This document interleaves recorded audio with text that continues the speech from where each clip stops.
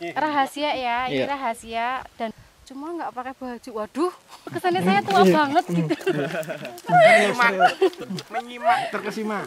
Jangan kayak entok-entok. berarti Belanda yang dulu di sini. Ini nggak tahu tentang fosil. Dia potongannya kayak dudun-dudun, uteknya kalau ini fosil. Apa kayak sakalima bunga ayu. Ini adalah fosil dulu, sisa-sisa nyate, sate. Di Trinil Jawa Timur Belanda. Di sini juga ada.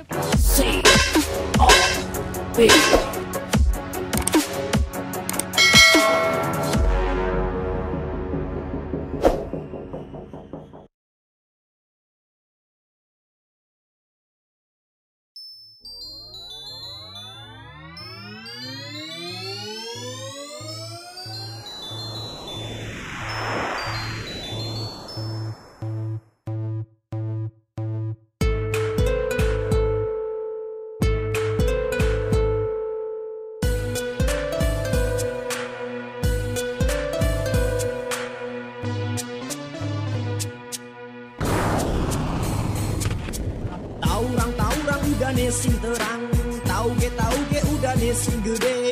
Taurang udah nesing terang, tauge udah nesing gede. Iya cerita bocah-bocah Tegal, uripe seneng ora tau dugal. Contoh bocah sing arane Nopal, nyong yakin ente wis pada kenal. Umain yang pertelon jalan bawal, deweke kerja tukang tambal. Saking kienge tangan sampai ngapal, senajan preman tapi orang nakal. Jaga pancen tenan, otak hati bisa jadi uang.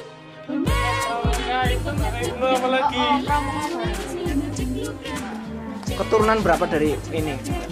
Jadi saya itu keturunan ini dari berpuluh-puluh tahun gitu. Keturunan yang dipertanyakan. Ya.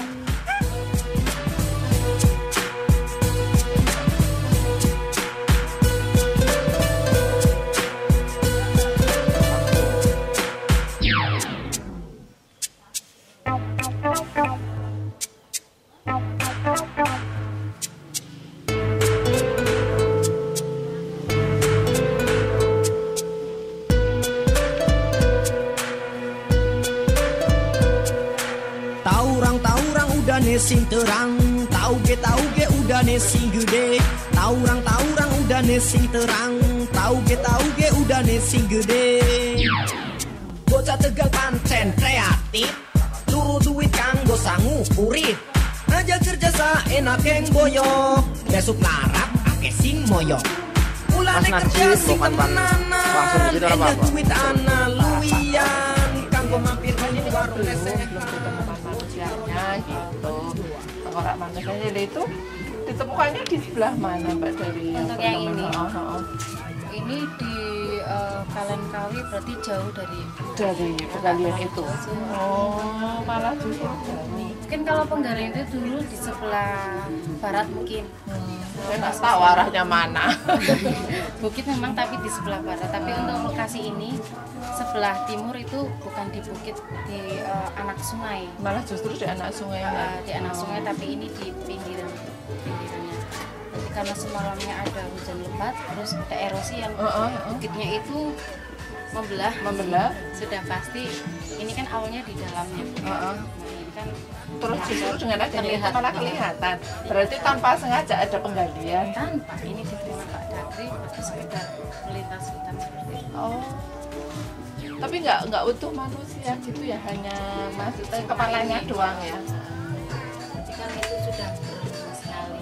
Dulu saja di Sangiran ya Bu ya, waktu 1934 awalnya ditemukan oleh Fortune saja, kemudian ditemukan ini Grogol Wetan, ini kita kan terus dari Sangiran, itu pun pecah-pecah Bu. Kalau Semedo kan ini masih utuh ya, kalau di Sangiran itu bahkan pecah-pecah itu di sambung. Berarti ini cuma ini segini ditemukannya. Iya, cuma segini. Bongkahannya berarti bukan dalam bentuk niku gadinge. Iya gadinge. Kan ki 2 meter ya. Jadi jumlah 2 meter swidak. sambungan tengah. Berarti ini sebenarnya jadi satu lurus gitu ya, Pak ya?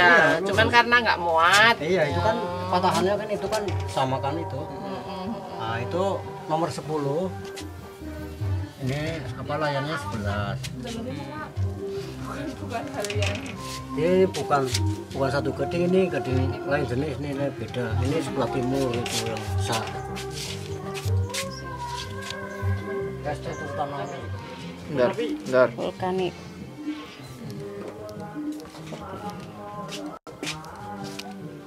Nak, tolong ambil. Jangan cepet-cepet ya. Jangan cepet-cepet, pelan-pelan. Geser. Dulu masih sing anu ya sing meneng. Wae dicepeti ya wis pendek.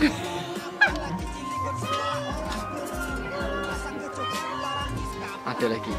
Fosil pertumbuhan gading gajah. Ini gading mekanik purba. Oh, berarti ini gading. Heeh. Cuman ininya terus ini ya bisa diambil gitu ya. Bisa dan materi-materi ini apa saja. Ini Fosil satu. tumbuhan juga. Kayu ya? Ini yang Oh, itu penggalian. iya dari atas diturunkan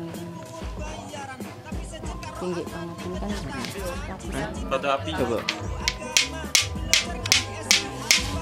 Oh, nggak muncul. Coba Pak, matikan lagi Pak. Udah muncul. Udah ditunjukin di kamera. Kamera kamu. Bola batu itu bola batu pun termasuk artefak alat untuk berburu. Bola batunya itu. Bukan untuk tolak peluru. Ya memang Tolak maling mah. hampir sama pemanfaatannya. Tolak maling kira-kira nama Cara pemanfaatan tekniknya hampir sama seperti tolak peluru pikiran manusia. Ini kan alatnya dibuat oleh manusia. Itu kan termasuk hasil dari pemikiran. Dan ini ada pangkasan-pangkasannya, ada modelnya. Sekarang ada pisau, karena dulu juga ada pisau seperti ini. Oh, ini itu ya pisau artefak. Cuma endapan mineral air aja, air laut yang mengendap, mengeras, tapi tidak bisa mencair lagi.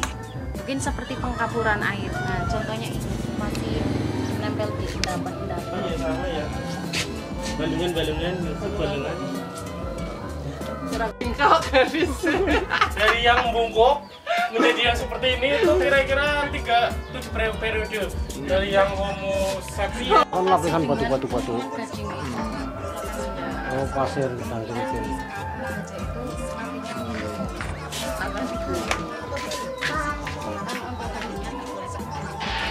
Pak, enggak dimanfaatkan.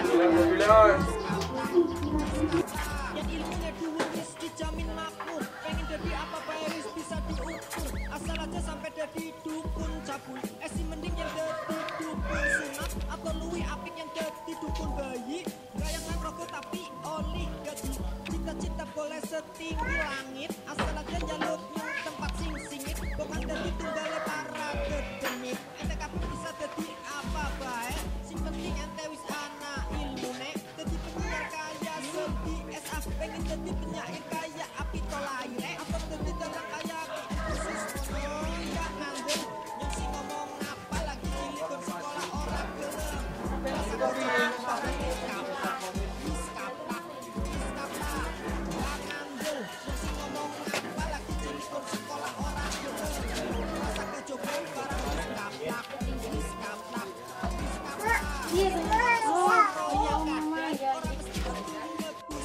Maksudnya gini, Caranya disatukan di sana cacaban. Tujuannya saja Berdua itu kan 25 km. sampai di Jajaban itu masih situs Medo. oh masih situs Medo. Tapi kan di sana tidak ditemukan apapun ya.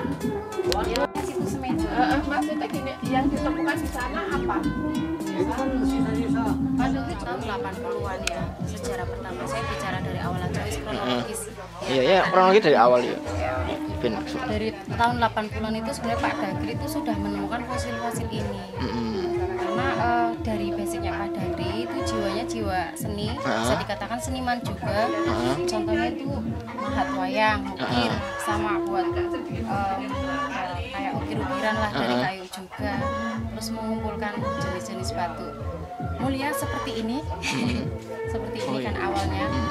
Cuma dia itu nggak tahu ini fosil secara pastinya ya, fosil apa, tapi dia hanya mengerti beberapa fosil saja seperti fosil gajah, fosil kerbau, banteng, buaya.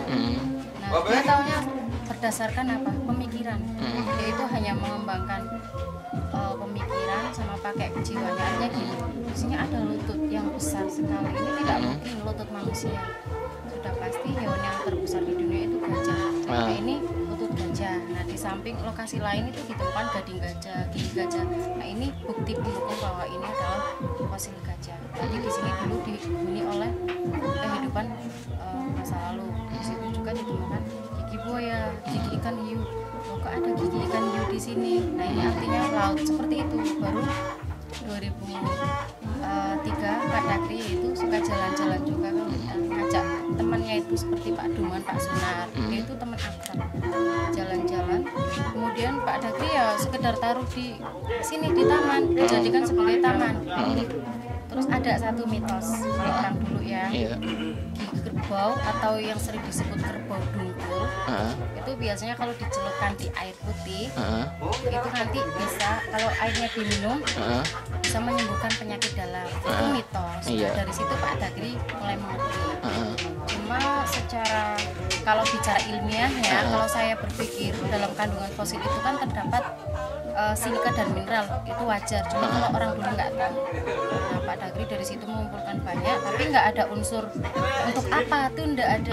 Karena punya tadi jalan-jalan, cari batu, mancing juga seperti itu ya.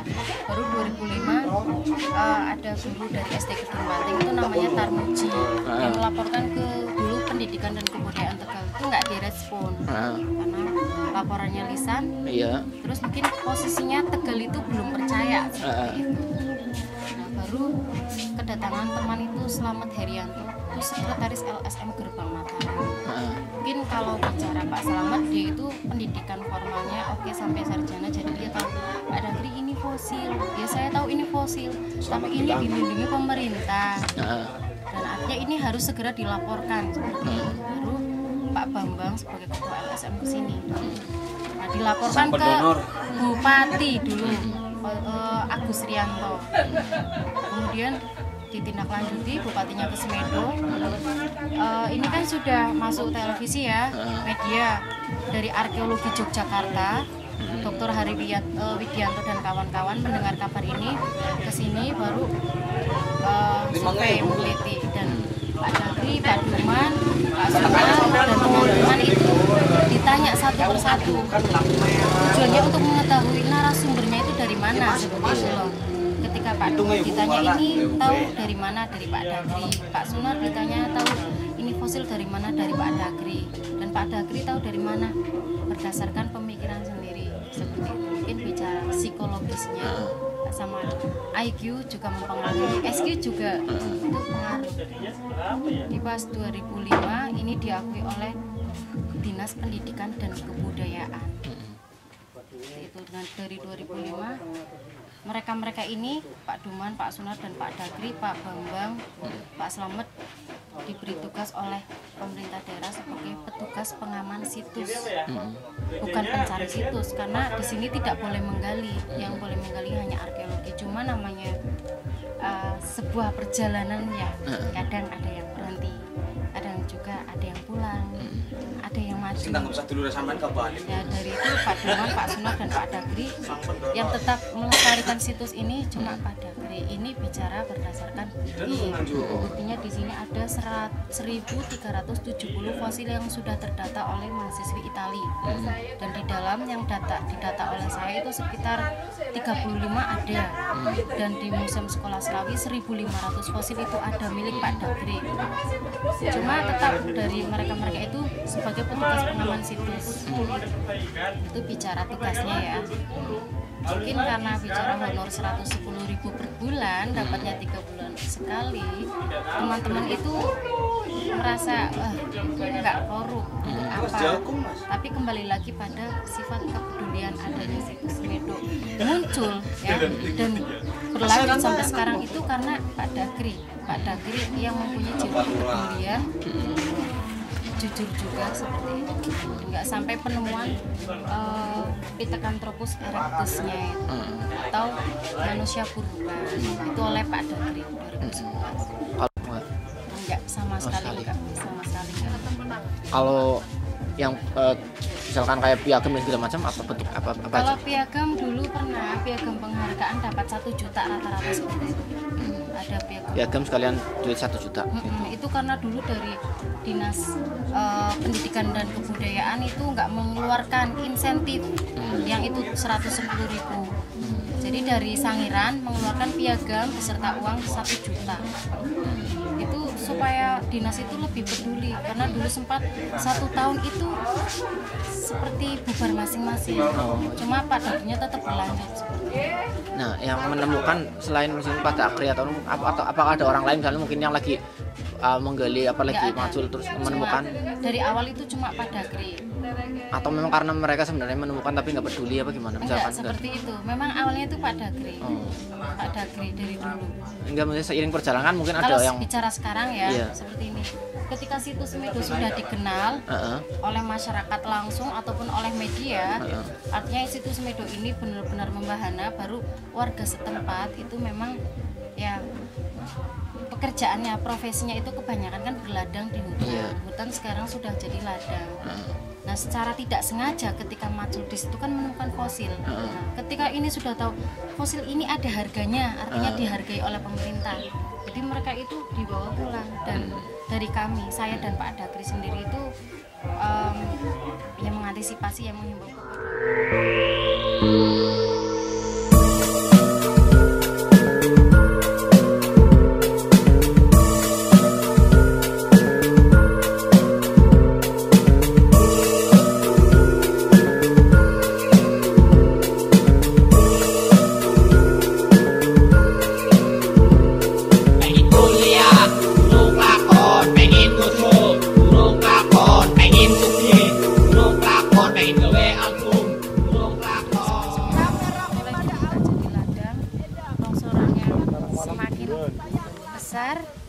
Fosilnya semakin banyak juga,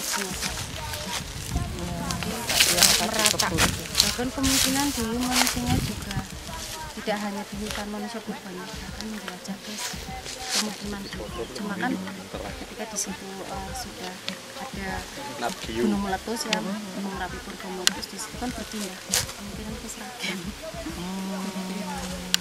Ke Trimil, ke Sragen, ke Trimil, di sana berkembang ada kerajaan Kediri, berpindah lagi ke sini berkembang.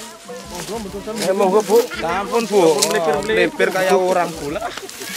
Mbak Kolor nanti pindah ke Semedo. Terus yang ngomong Pak Dagri, tapi banyak yang percaya. Terus nanti ada belabar kawat, jejer telu kayak gitu. Maksudnya seperti angin gitu. Itu orang dulu.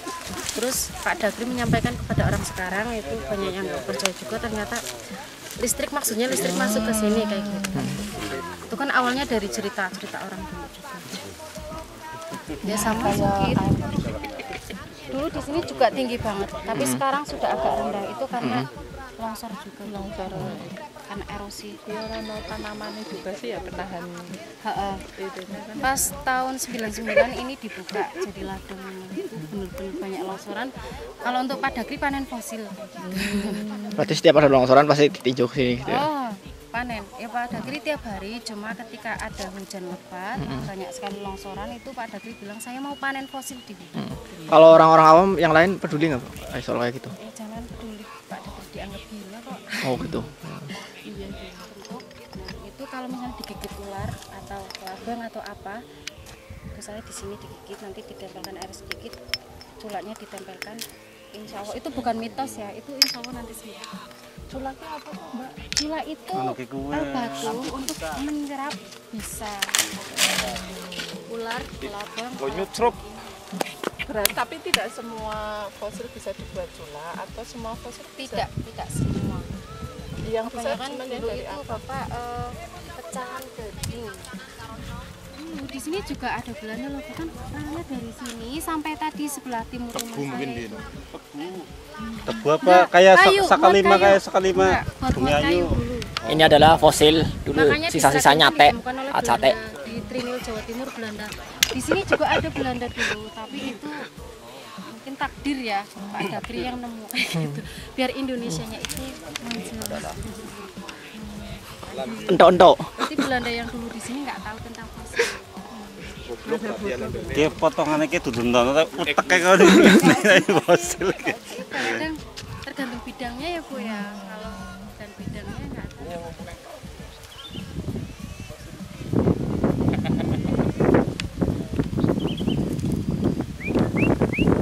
Saya tua banget gitu.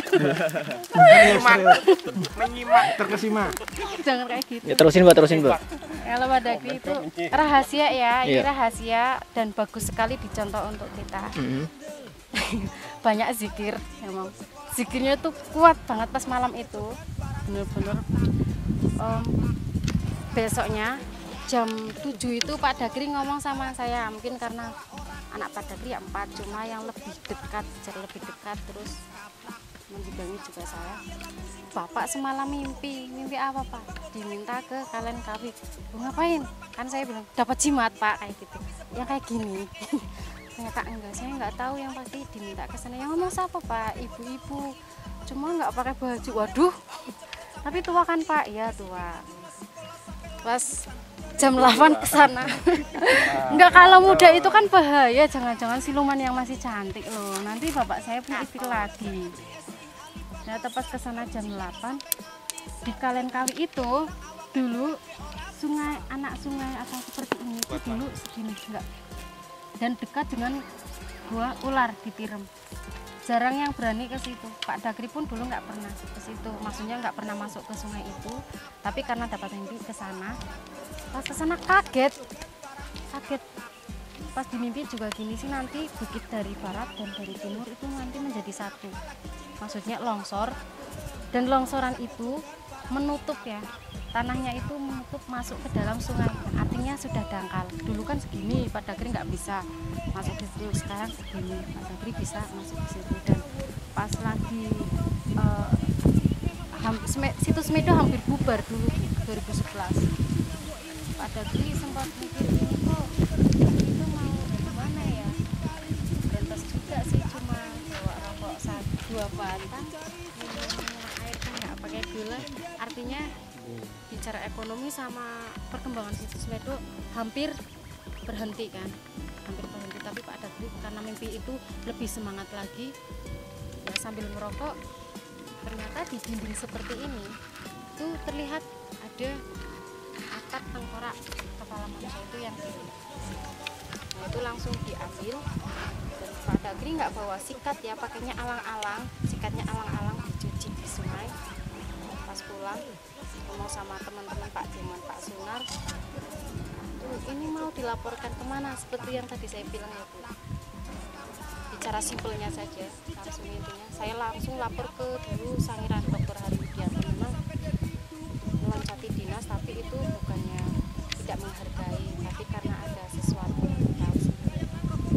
Alhamdulillah dengan lapor ke Sangiran, Pak Hari beserta timnya ke sini, diambil, diteliti di sana selama 8 bulan. Terbukti itu ada, itu benar-benar penemuan manusia. Jadi memang kalau kebanyakan memang dari belajar kan tanyanya gini, apa pernah mimpi kayak gitu. Kalau jawabannya Pak Dakri itu mudah, orang kalau nggak mimpi berarti nggak normal kayak gitu. Kalau nggak mimpi berarti nggak tidur. Cuma ini ya, saya kan nggak ngomong ke para pelajar karena mereka belum bisa berpikir panjang. Kalau ini kan udah dewasa kan, ya Bu ya, udah dewasa ya, udah dewasa ya. Berarti memang semua ini tidak lepas dari campur tangan, nggak lepas. Besok